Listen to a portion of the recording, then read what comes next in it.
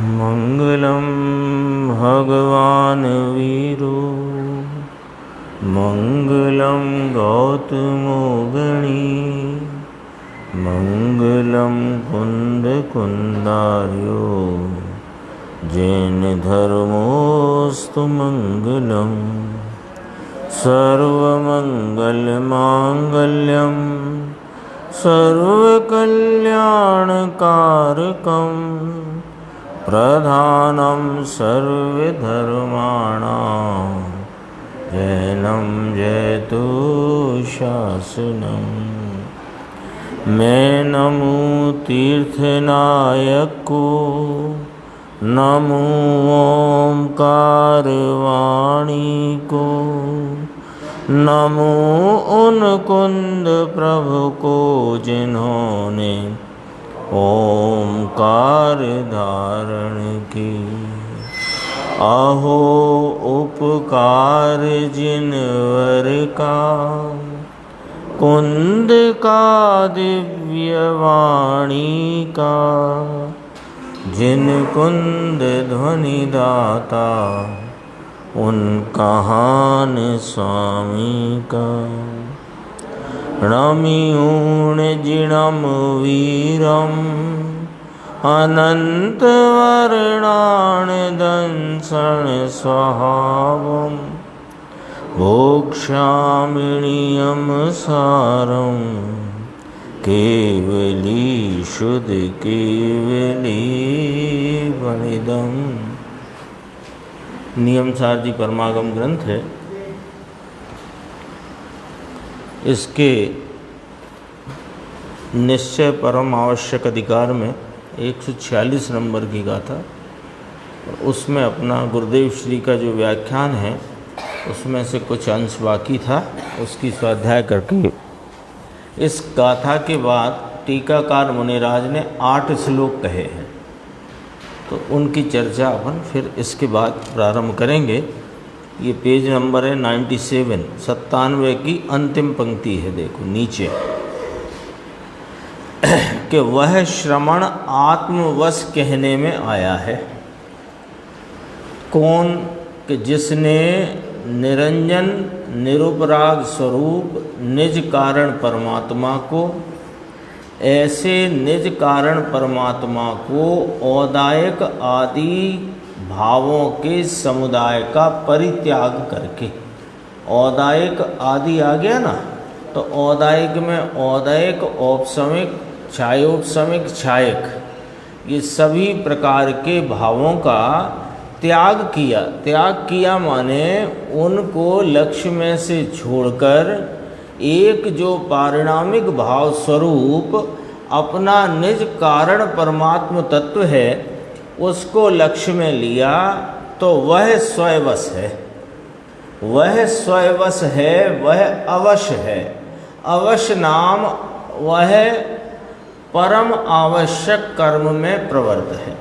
ये वाली बात है। देखो नीचे इसमें कहा ना, आत्मवश कहने में आया है। उसको क्या प्रकार वर्तता है तो उसकी खुलासा करते हैं। वह अभेद अनुपचार रत्नत्रयात्मक श्रवण को, उस साधु को क्या है? वह साधु जो 4 भावों के लक्ष्य को छोड़कर एक पारिणामिक भाव स्वरूप अपने निज ज्ञायक के लक्ष्य में उसमें एकाग्रता लीनता से वर्तता है, उस स्वयवश आत्मवश साधु को क्या है? वो कहते हैं कि अभेद अनुपचार रत्नत्रय। इसकी व्याख्या है, देखो अभेद अनुपचार रत्नत्रय यानी कि सम्यक दर्शन ज्ञान चारित्र अभेद है। सम्यक दर्शन श्रद्धा का निर्मल परिणाम, सम्यक ज्ञान भावशुद्ध ज्ञान रूप परिणाम, सम्यक चारित्र आत्मा के चारित्र गुण रूप की एकाग्रता लीनता रूप परिणाम। ये 3 परिणाम 3 गुण की तरफ से कहने में आए। एक तो पहले तो वे 3 गुण से कहे, 300 वे 3 नहीं, एक है, एक है, एक ही परिणाम है ना। उसी में श्रद्धा की निर्मलता, ज्ञान की शुद्ध ज्ञान रूप जो उसका निर्मलपना है, और ज्ञान की निर्मलता, और चारित्र की निर्मलता, और अनंत गुणों की निर्मलता, वह एक परिणाम है। और वह परिणाम किससे अभेद है कि वह अपने ज्ञायक भगवान परम पारणामिक भाव स्वरूप से अभेद वर्तता है। तो इस रत्नत्रय को अभेद कहा। सम्यक दर्शन ज्ञान चारित्र अभेद है, यह आत्मा के साथ अभेद है। अभेद अनुपचार है, तीन नहीं, ये तीन एक है। दर्शन ज्ञान चारित्र तीनों ही आत्मा के साथ अभेद है, इसलिए अभेद अनुपचार रत्नत्रयात्मक उसको सम्यक दर्शन ज्ञान चारित्र कहने में आता है, इसको रत्नत्रय कहने में आता है। जो व्यवहार रत्नत्रय है वह रत्नत्रय कहा जाता है नहीं।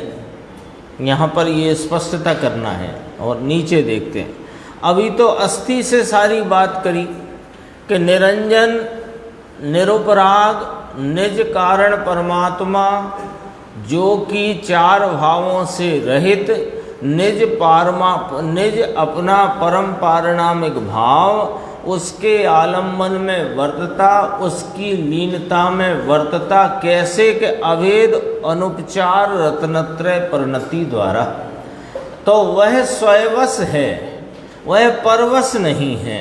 तो अब इसकी नास्ति करते हैं कि अस्थि में इस प्रकार है, तो बाहर में निषेध किसका चलता है ना।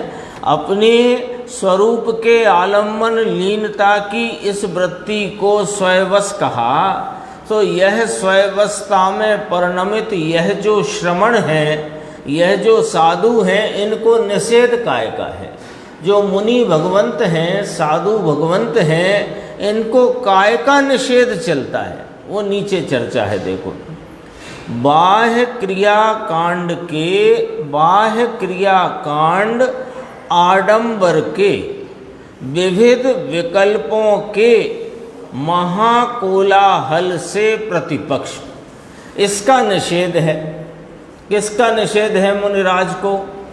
कि बाह्य क्रिया कांड आडंबर के विविध विकल्प रूपी महाकोलाहल, ये कोलाहल का निषेध है। और कोलाहल से प्रतिपक्ष, कोलाहल से विरुद्ध महा आनंद, आनंद प्रद निश्चय धर्म ध्यान, क्योंकि उनको निश्चय धर्म ध्यान और शुक्ल ध्यान वर्तता है। मुनिराज को ही तो वर्तता है शुक्ल ध्यान, इसको तो उसको साथ में रखा। यहाँ कहते हैं देखो, महा आनंद, आनंद प्रद, आनंद प्रद माने आनंद देने वाला, त्रिकाली आनंद, आनंद इसको देने वाला।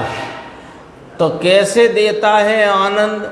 कि अनुभव में लिया जा रहा है आनंद, आनंद दे रहा है ना। यह आत्मा आनंद स्वरूप, आनंद का भंडार, ये आनंद दे रहा है। तो किसको दे रहा है? कि पर्याय को दे रहा है।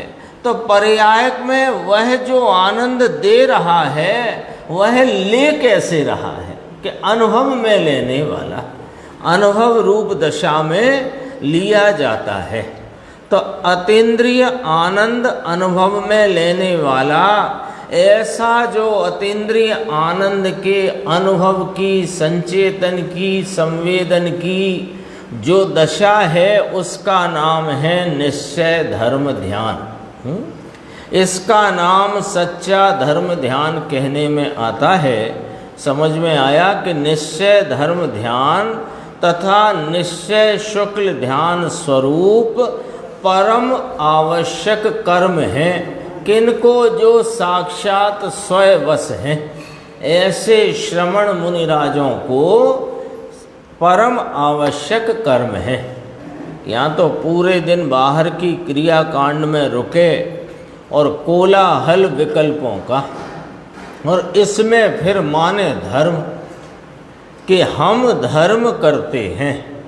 ये तो कहते हैं, मुनिराज कहते हैं, आचार्य भगवंत कहते हैं, सर्वज्ञ देव कहते हैं कि निश्चय महा आनंद आनंद कैसा है कि कोलाहल से रहित है। कोलाहल से रहित महा आनंद आनंद, महा आनंद का आनंद देने वाला। भगवान आनंद प्रद कहा ना, तो महा आनंदानंद प्रद ऐसा शब्द है। तो उसका खुलासा, महा आनंद के आनंद को महा आनंद कैसे कहा? इस आनंद स्वरूप वस्तु को महा आनंद कहा। उस महा आनंद के आनंद को देने वाला कौन है? कि निश्चय धर्म ध्यान। निश्चय धर्म ध्यान यानी अपने स्वरूप की एकाग्रता, स्वयवशता, परम आवश्यक कर्म, कुछ भी उसको शब्द दो, उसका भाव यही है। भगवान आनंद आनंद स्वरूप, इसको पर्याय में देने वाला निश्चय धर्म ध्यान और शुक्ल ध्यान, इसको कहिए। थोड़ी सी चर्चा और है पेज नंबर 100 पर, देखो 2 पंक्ति छोड़कर। निश्चय धर्म ध्यान तथा निश्चय शुक्ल ध्यान स्वरूप परम आवश्यक कर्म है। अपना अधिकार कौन सा चलता है? निश्चय परम आवश्यक कर्म है, यही चलता, निश्चय परम आवश्यक अधिकार। तो निश्चय परम आवश्यक अधिकार में परम आवश्यक कार्य क्या है?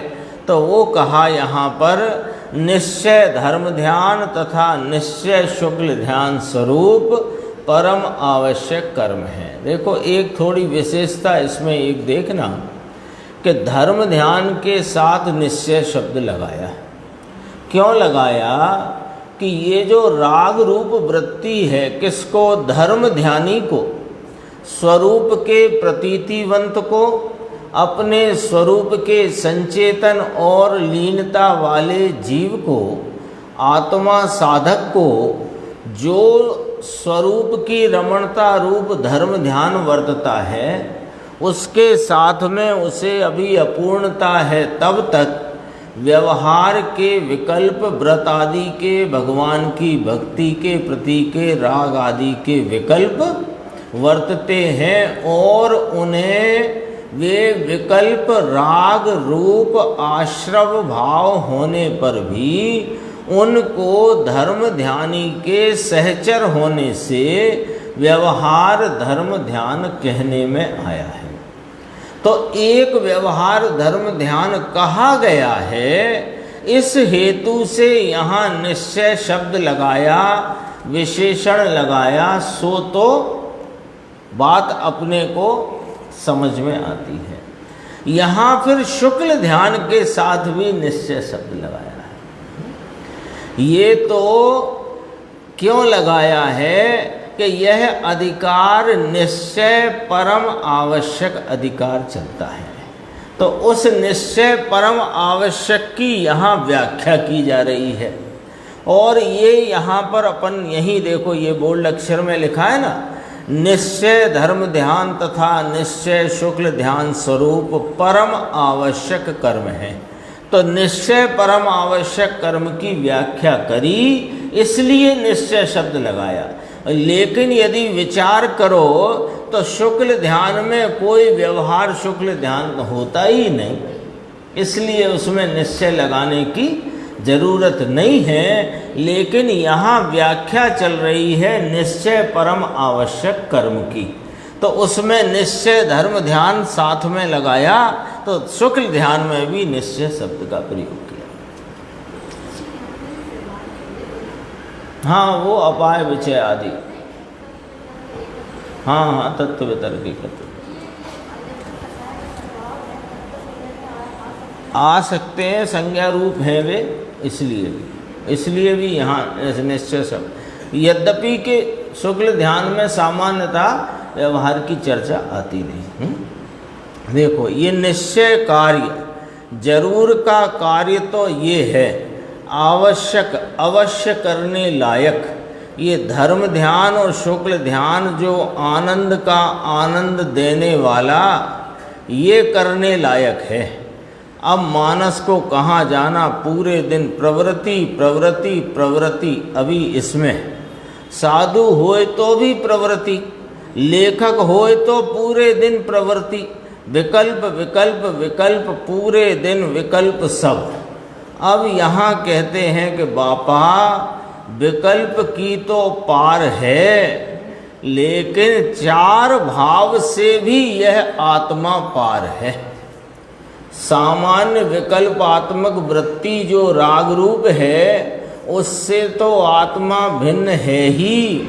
अरे जो चार भाव पर्याय रूप हैं, औपसमिक छायोपसमिक आदि, छायक भी आ गया उसी में, उन चार भावों से भी यह आत्मा पार है। छायक और उपसम भाव से भी यह आत्मा पार है। ये अपनी 146वीं गाथा की चर्चा यहाँ तक हुई और अब 247वां कलश है। इसी पृष्ठ पे उसका अपन स्वाध्याय प्रारंभ करते हैं। जयते मुधारधी स्ववस योगी वृंदार कहा, प्रनष्ट भव कारणः प्रहत पूर्व कर्मावली। स्फुटोत्कट विवेकतः स्फुटित शुद्ध बोधात्मिकां सदाशिव मयां मुदा व्रजति सर्वथा निर्वृत्तिम्। यहाँ मुनिराज 8 श्लोक कहते हैं, ऊपर लिखा है ना, देखो। अब इस 146वीं गाथा की टीका पूर्ण करते टीकाकार मुनिराज 8 श्लोक कहते हैं। स्वयवस्था की जो गाथा, यानी परम निश्चय परम आवश्यक अधिकार में इसके इस 146 गाथा के पूर्व जो चर्चा आई, वो अन्नवश की चर्चा आई कि अन्नवश मुनि कौन हैं और अन्नवशता क्या है। और ये 146 गाथा में स्वयवश की चर्चा आई, तो उसके ऊपर 8 श्लोक मुनिराज कहते हैं। यानी वह इस गाथा से अत्यंत भाव विभोर होकर के ये बात कहते हैं। देखो क्या कहा, उदार जिनकी बुद्धि है ना, नीचे का पढ़ना, अंतिम अक्षर पढ़ना इसका, तीसरी लाइन, यह स्वयवश मुनि श्रेष्ठ जयवंत हैं। तो किन की बात चलती है? स्वयवश मुनि श्रेष्ठ हैं जो, तो स्वयवश मुनि श्रेष्ठ वे जयवंत हैं, ये वाली चर्चा चलती है। तो किसकी बुद्धि उदार है? कि वे स्वयवश मुनि की। ऐसे स्वयवश मुनि की बुद्धि उदार है, ये आया ना, उदार जिनकी बुद्धि है। उदार का क्या अर्थ है? कि जिनकी बुद्धि में 4 पर्याय भावों के प्रति का लक्ष्य नहीं है और एक परम पारिणामिक भाव ही जिनके लक्ष्य में वर्तता है, ये उनकी उदारता है। इसको उदारपना कहा। 4 भाव है ना, औदैहिक भाव को तो दूर रखो, औपसमिक छायोपसमिक छायक भाव भी लक्ष्य रूप नहीं, तो उनके लक्ष्य को छोड़कर एक परम पारिणामिक भाव मात्र ही उपादेय है, ऐसी जिनकी बुद्धि उदार है, ऐसा लिया अर्थ। देखो दूसरा, भव का कारण जिन्होंने नष्ट किया है। भव का कारण क्या है? शुभ भाव भव का कारण है, अशुभ तो है ही सही, है ना। तो शुभ अशुभ भाव भव के कारण रूप भाव है। तो शुभ भाव को भी जिन्होंने नष्ट कर दिया है। नष्ट कर दिया है किस प्रकार? अभी तो है मुनिराज आपको 6वें गुणस्थान की भूमिका, और उसमें शुभ भाव आता है। आप कैसे कहते हो नष्ट कर दिया है? कि वो जहाँ आता है वहाँ मैं नहीं जाता हूँ। वो जो आता है शुभ भाव वृत्ति में, मेरी कमजोरी पुरुषार्थ की, उसमें वो भाव उत्पन्न हो आता है, लेकिन मैं वहाँ जाता नहीं, मैं वहाँ रहता नहीं, वो मेरे लायक नहीं, मैं उसे करता नहीं। तो उसको भी जिन्होंने नष्ट कर दिया है। तीसरा पॉइंट, पूर्व कर्मावली जिन्होंने हनन कर दी है, यानी कि अपने स्वरूप आलम्बन से जो निर्जरा हो रही है, तो पूर्व के कर्म निमित्त में निर्जरित हो रहे हैं, वर्तमान में परिणति में से अशुद्धता टल रही है और परिणति में शुद्धता की वृद्धि हो रही है। तो कहा पूर्व कर्मावली जिन्होंने हनन कर दी है। चौथी बात, और स्पष्ट उत्कट विवेक द्वारा, स्पष्ट उत्कट माने तीव्र, उत्कट माने तीव्र, स्पष्ट और तीव्र विवेक, इसका अर्थ है कि भेद ज्ञान की उग्रता से परिणित जो स्वरूप की एकाग्रता, उसको लेना यहाँ पर। उसका अर्थ क्या निकल के आया, देखो दोबारा, स्पष्ट उत्कट विवेक द्वारा। स्पष्ट उत्कट माने स्पष्ट है, तीव्र है, ऐसा स्पष्ट और तीव्र प्रगट शुद्ध बोध। तो जो अपने भेद ज्ञान की उग्रता में, भेद ज्ञान की तीव्रता में जो स्वरूप की लीनता का परिणमन है, उससे क्या प्राप्त हो रहा है, मुनि को क्या होगा? मुनि भगवंत को अपने स्वरूप की एकाग्रता और लीनता से क्या प्राप्त होता है? वो कहते हैं कि उसके द्वारा प्रकट होता है क्या? शुद्ध बोध स्वरूप, प्रगट शुद्ध बोध स्वरूप, सदा शिवमय संपूर्ण मुक्ति। वह मुक्ति कैसी है? प्रगट शुद्ध बोध स्वरूप। प्रगट शुद्ध बोध स्वरूप कहो, यानी अनंत चतुष्टय की प्रगटता कहो, केवल ज्ञान की प्रगटता कहो, शुद्ध बोध कहा ना। और सदा शिवमय है।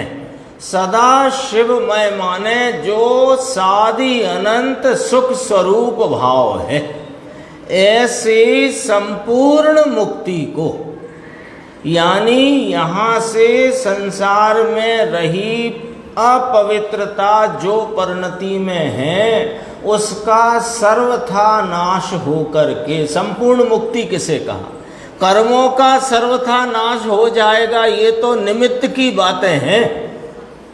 वास्तविकता तो ये है कि अपनी परिणति में स्वरूप का आलम्बन लेकर जो भेद ज्ञान के द्वारा मोक्ष मार्ग प्रकट हुआ है, और उस मोक्ष मार्ग में आगे बढ़ते हुए जो आत्म आराधना पूर्वक स्वरूप की एकाग्रता लीनता चल रही है, उस धारा में अभी थोड़ी अपवित्रता है, उसमें अभी अपूर्णता है, उसमें रागादि भाव की जो मलिनता है, उसका संपूर्णतया नाश करके मुक्ति को प्रमोद से प्राप्त करते हैं। प्रमोद से, कष्ट से नहीं। मुक्ति का मार्ग कष्ट रूप नहीं, मुक्ति कष्ट से प्राप्त होती नहीं, मुक्ति का मार्ग आनंद रूप है, और मुक्ति आनंद आनंद आनंद और आनंद भाव से प्राप्त होती है। आया कि नहीं आया शब्द? पद्म ब्रह्मलधारी मुनिराज कहते हैं ना, देखो यहाँ प्रमोद से प्राप्त करते हैं, ये लिखा ना, सदा शिव मयाम मुदा, मुदा प्रमोद से, मुदा शब्द आया ना, प्रमोदा का अर्थ है प्रमोद से। ब्रजति सर्वथा निवृत्तिम, वह यह स्वयवश मुनि श्रेष्ठ जयवंत हैं। देखो गुरुदेव की व्याख्या है 101 पेज।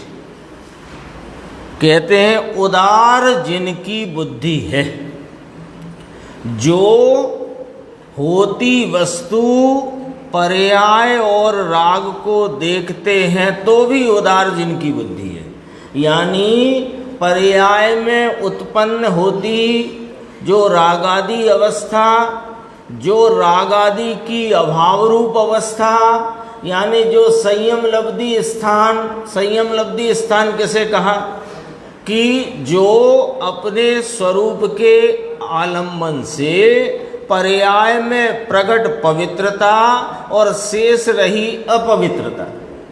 तो जितना संयम, जितना स्वरूप के आलम्बन से जितना पवित्रता का भाव लब्ध हो गया है, प्रकट हो गया है, उसको भी जानते हैं, जितनी अशुद्धता है उसको भी जानते हैं, तो भी उदार जिनकी बुद्धि है, बुद्धि जिनकी उदार है। यानी इसमें उदारता क्या आई? अभी अपन ने कहा था ना, परम पारणामिक भाव मात्र को ही जो आलम्बन में लेते हैं, चार भाव, औदयिक भाव, औपसमिक, क्षायोपसमिक, क्षायक भी जिनके लक्ष्य में नहीं, ये उदारता है। इसमें उदारता क्या हुई कि सुनो, यह उदारता हुई कि पर्याय में जो कुछ भी बरत रहा है, क्या पवित्रता का भाव और अपवित्रता शेष रही हुई, शेष है ना अभी राग मुनि दशा में, तो जो मुनि दशा में शेष राग है उसे भी जानते हैं, और जो पवित्रता परिणति में प्रकट है, जो शुद्धता और शुद्धता की वृद्धि का भाव प्रकट है, उसे भी जानते हैं। तो उसको जानते हुए भी उस पर लक्ष्य नहीं करते, ये इनकी उदारता है।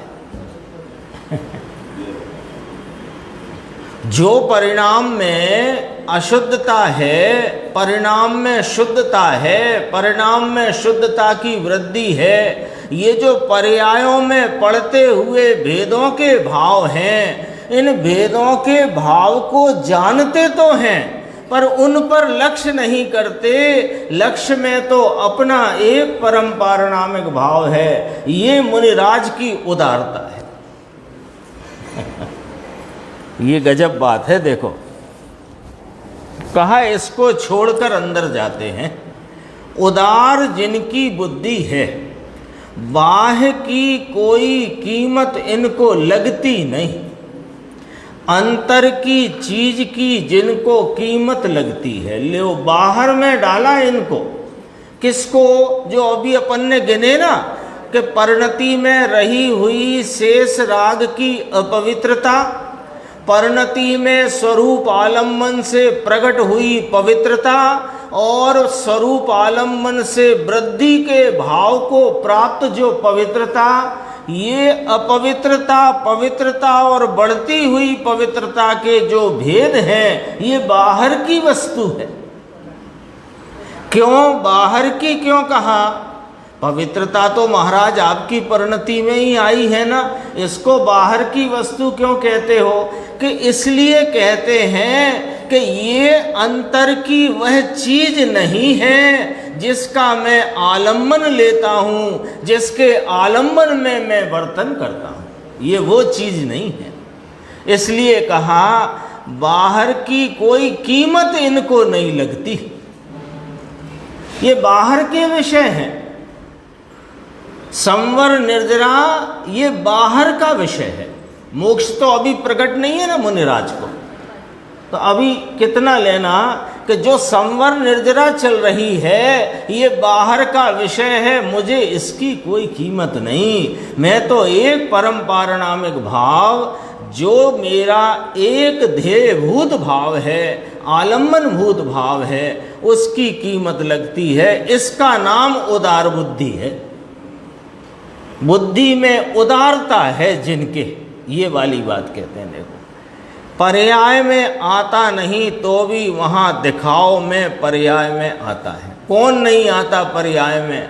वो ध्येयभूत एक रूप रहा तत्व, वो पर्याय में आता नहीं, लेकिन उसका जो कुछ भी सामर्थ्य का भाव है वो पर्याय में प्रकट रूप से दिखाई देता है, नाम प्रकट होता है, व्यक्त होता है, तो भी पर्याय में आता नहीं महा उदार बुद्धि, जिनको अनंत पारिणामिक भाव, अनंत आनंद, अनंत ज्ञान, अनंत शांति, ये अनंत ज्ञान अनंत आनंद वो चतुष्टय प्रकट वाले की बात नहीं करते यहाँ। जो अनंत ज्ञान अनंत सुख अनंत वीर कहा ना, वो प्रकट चतुष्टय होता है केवल ज्ञान अवस्था में, उसकी बात नहीं करते। ये स्वरूप ही अनंत चतुष्टय रूप है। मैं अनंत ज्ञान अनंत दर्शन अनंत सुख अनंत वीर स्वरूप हूँ, उसकी जिसको अंतर में निर्विकल्प में प्रतीति आई, ये उदार बुद्धि वाला है। ये उदार बुद्धि वाला है। आत्मा सिवाय पर वस्तु नहीं कबूल करता। आत्मा एक अपना ध्रुव स्वरूप ज्ञायक भाव परम पारणामिक महातत्व, एक ही आलम्बन भूत, एक ही ध्येय भूत है, उसके सिवाय किसी को स्वीकार करता नहीं।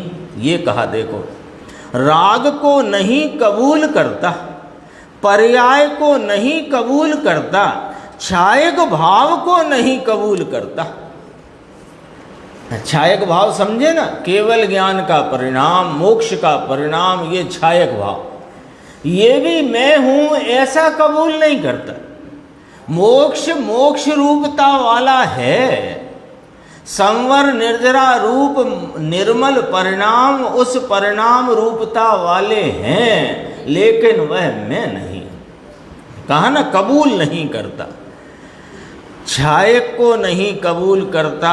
उदार बुद्धि है, महात्रकाली वस्तु को कबूल करते उदार बुद्धि वाला है। समझ में आया? एक बोल हुआ ये उदार बुद्धि का। अब दूसरा नीचे, भव के कारण को जिसने नष्ट किया है। भव का कारण तो राग, शुभ राग है। शुभ राग से भव की प्राप्ति होती है, क्योंकि शुभ राग से क्या मिलेगा? बंध। राग से तो बंध ही है ना, राग आश्रव है, आश्रव पूर्वक बंध है, तो राग से बंध है, बंध का नाम संसार है। तो कहा भव का कारण तो राग शुभ राग है, शुभ राग यह संसार है, इसका भी जिन्होंने नाश किया है। मुनिराज ने तो शुभ राग का भी नाश कर दिया। अभी अपन ने चर्चा की थी कि परिणति में साहिब है तो सही शुभ राग, वो परिणति में जहाँ है वहाँ मैं कबूल ही नहीं करता उसको। मैं उसको कबूल नहीं करता कि ये मेरे में वर्तता है। मैं तो स्वयं अपने एक ज्ञायक परमात्मा के आलम्बन में वर्तता हूँ। आगे फिर कहते हैं, पूर्व कर्मावली को जिन्होंने हनन कर डाला है और स्पष्ट उत्कट विवेक द्वारा, क्या कहते हैं, प्रत्यक्ष ऊंचे विवेक द्वारा बिल्कुल राग और पर्याय से भिन्न, राग आदि माने अपवित्रता और पर्याय माने पवित्र अपवित्र पर्यायों का जो भाव है, उनसे भिन्न अंदर प्रत्यक्ष स्वरूप का प्रत्यक्ष वेदन करना। ऐसे ये मुनिराज हैं। मुनिराज क्या कर रहे हैं कि मुनिराज ये कर रहे हैं। मुनिराज क्या करते हैं कि मुनिराज यही करते हैं। क्या करते हैं कि स्पष्ट उत्कट विवेक द्वारा अपने स्वरूप को ध्याते हैं। देखो, स्वरूप का प्रत्यक्ष वेदन करना स्पष्ट उत्कट विवेक द्वारा, स्पष्ट उत्कट ऊंचे विवेक द्वारा, ऊंचे में ऊंचे भेद ज्ञान के द्वारा, कि जो कि जिनको कुछ छायक भाव का भी आश्रय नहीं है, जिनको लक्ष्य में यह नहीं है कि मैं मोक्ष दशा को प्राप्त करूं, जिनको लक्ष्य में ये नहीं है कि मैं केवल ज्ञान को प्राप्त करूं, जिनके लक्ष्य में तो अनंत मोक्षों की मोक्ष रूप पर्याय जिसमें से प्रकट होएं, ऐसा विपुल जो भंडार अपना चैतन्य परमात्मा है, बस एक उसके आलम्बन में ही मुनिराज रहते हैं। ये कहा देखो, और उसका फल क्या होता है वो अगले पैराग्राफ में है। ऐसे उत्कट विवेक नाम भेद विज्ञान द्वारा प्रगट शुद्ध बोध स्वरूप, प्रगट शुद्ध बोध स्वरूप अंदर व्यक्त है, प्रगट है। लो, आत्मा कैसा है? बोध स्वरूप है। और कैसा है? प्रगट है। आया ना, प्रगट है, प्रत्यक्ष है। प्रगट शुद्ध बोध स्वरूप सदा शिवमय, सदा कल्याणमय वस्तु है। सदा कल्याणमय, कल्याणमय वस्तु है। उसके आलम्बन द्वारा संपूर्ण मुक्ति को जो प्रमोद से प्राप्त करते हैं, जो संपूर्ण सदा शिवमय संपूर्ण मुक्ति को जो प्रमोद नाम आनंद से प्राप्त करते हैं, आनंद आनंद आनंद आनंद करते करते आनंद से प्राप्त करते हैं। कष्ट उठाते उठाते नहीं, आनंद में वर्तते वर्तते आनंद आनंद आनंद अतीन्द्रिय आनंद की धारा में बहते बहते बहते बहते पूर्ण आनंद को प्राप्त करते हैं। देखो, ये वे यह स्वयवश मुनि श्रेष्ठ जयवंत हैं, जयवंत वर्तते हैं। ये कहते हैं स्वयं मुनि है ना, टीकाकार मुनिराज पद्म परमलधारी देव स्वयं मुनि हैं, जयवंत वर्तते हैं। 248 कलश है, इसे भी पढ़ते हैं अपन। समय है 102 पेज। प्रध्वस्त पंचवाणस पंचाचारां चिताकृते अवंचक गुरोर्वाक्यं कारणं मुक्ति संपदः। देखो, इसमें क्या कहा? कामदेव का जिन्होंने नाश किया है। मुनिराज की ही बात चल रही है। क्यों? कि परम आवश्यक कर्म किसको है? मुनिराज को।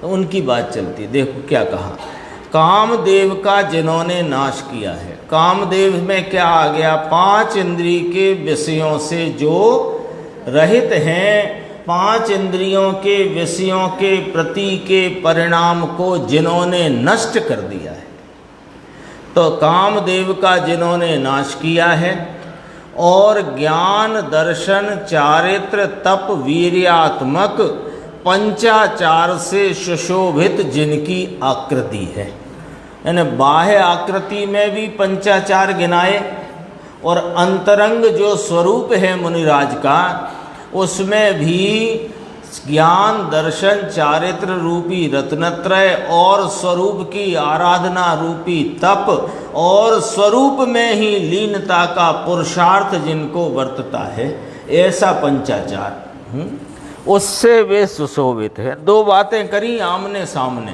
क्या करी? 5 इंद्रिय के विषयों की प्रवृत्ति को जिन्होंने नष्ट किया है और परिणति में जिनके पंचाचार रूप प्रवृत्ति वृत्ति से वे सुशोभित हैं। 2 बातें करी। फिर वे कैसे हैं? कि वे गुरु हैं। आगे मिला लेना इस बात को। वे गुरु हैं। कैसे गुरु हैं? कि अवंचक गुरु हैं। वे ऐसे मुनिराज जिनकी प्रवृत्ति में से 5 इंद्रिय के विषयों की वृत्ति नष्ट है, नष्ट हो गई है, और स्वरूप के ज्ञान दर्शन चारित्र तप वीर का भाव जिनकी परिणति में सुशोभित है, ऐसे वे गुरु अवंचक हैं। अवंचक नाम मायाचार से रहित हैं, मायाचार नहीं है जिनको, ऐसे वे गुरु का वाक्य, ऐसे गुरु का कथन, ऐसे गुरु का उपदेश मुक्ति संपदा का कारण है। ये निमित्त से कहा, लेकिन निमित्त भी सच्चा ज्ञान कराया। कौन गुरु लिए? अवंचक गुरु लिए। अवंचक गुरु की व्याख्या गुरुदेव ने की है, अपन देख लेते हैं। देखो 103 पेज, थोड़ा सा ही है इसमें, 103 पेज पे देखो। पंचाचार से सुशोभित जिनकी आकृति है, यानी कि स्वरूप है जिनका, पंचाचार ज्ञान दर्शन चारित्र आनंद आदि से सुशोभित जिनका स्वरूप है, ऐसे अवंचक मायाचार रहित, ऐसे अवंचक गुरु का वाक्य मुक्ति संपदा का कारण है। अब गुरुदेव यहाँ समझाते हैं, देखो कि एक तरफ तो ना पाड़े के वाणी कारण नहीं, वाणी से सम्यक दर्शन ज्ञान चारित्र और मुक्ति नहीं मिलती। एक तरफ तो ये कहना, क्योंकि वाणी निमित्त है और निमित्त से तो कार्य होता नहीं, तो एक तरफ तो ना पाड़े के वाणी कारण नहीं, और यहाँ पर निमित्त को यहाँ कारण बताया, तो निमित्त को निमित्त कारण बताया है, ये ध्यान रखना।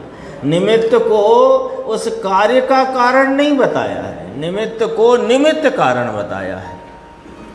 व्यवहार है ना, व्यवहार नहीं ऐसा नहीं, आदरणीय नहीं, व्यवहार है बराबर।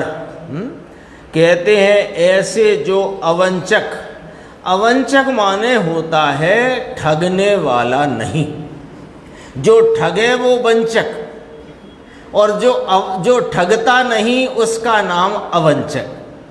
तो ठगने वाला नहीं, मायाचार नहीं, जिनमें अवंचक नाम ठगना पना किंचित नहीं है, मायाचार रहित हैं, ऐसे गुरु का वाक्य मुक्ति संपदा का कारण है। वाक्य देखो यहाँ क्या कहा, एक तरफ कहते हैं छायक भावात्मा में नहीं, एक तरफ कहते हैं गुरु का वाक्य मुक्ति संपदा का कारण है।